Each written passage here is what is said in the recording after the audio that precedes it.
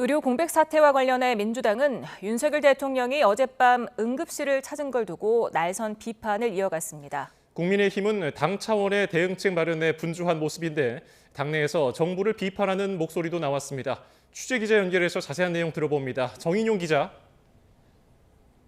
네, 국회입니다.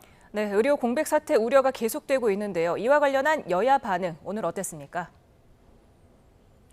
네, 민주당은 윤석열 대통령이 어젯밤 응급의료센터를 방문한 걸 고리로 비판을 이어갔습니다. 한가하게 의사 탓과 언론 탓만 반복하는데 응급실에 가면 무엇이 달라지느냐며 보여주기식 쇼라고 평가절하했습니다.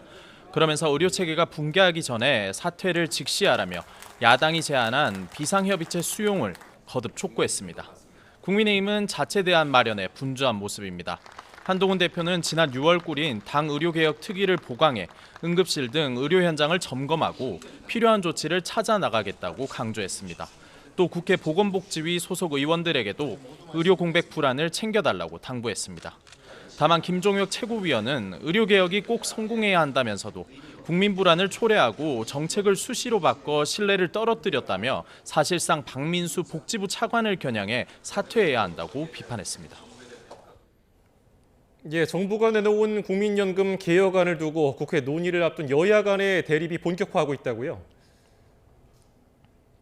네, 그렇습니다. 정부가 내놓은 국민연금 개혁안은 보험료율을 9%에서 13%로 올리되 세대별로 인상폭을 달리하고 소득 대체율 목표치는 현행 40%에서 42%로 상향하는 내용을 골자로 합니다.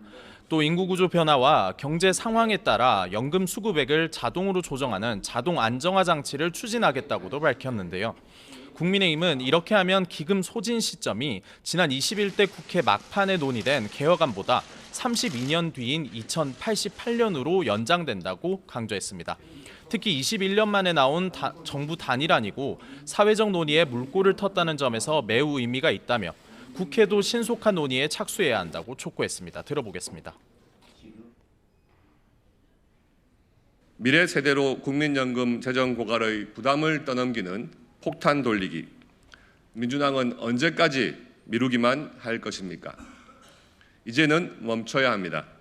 국회 상설특위와 여야정 협의체를 신속히 출범시킵니다. 반면 민주당은 재정 안정성에만 초점을 맞춘 반쪽짜리 개혁안이라고 반대 의사를 분명히 했습니다. 세대는 갈라치고 노후 보장은 깎아내렸다며 지난 국회 연금특위 협의 범위였던 43에서 45% 사이의 소득 대체율보다 낮은 수치를 제시해놓고 또 특위를 하자는 것도 이해하기 어렵다고 덧붙였습니다. 들어보겠습니다. 아무런 검증도 이루어지지 않은 방안을 정부가 덜컥 정책으로 공식화하는 것은 무모한 실험일 뿐입니다. 국민연금 개혁은 21대 국회가 마련한 사회적 합의를 출발점으로 하는 것이 바람직합니다. 민주당은 정부 연금개혁안이 국회에 제출되면 철저하게 심사하겠다고 밝혔는데 추후 구체적인 개혁 방향과 특위 구성 여부를 놓고 여야 간 치열한 신경전이 예상됩니다. 지금까지 국회에서 YTN 정인용입니다.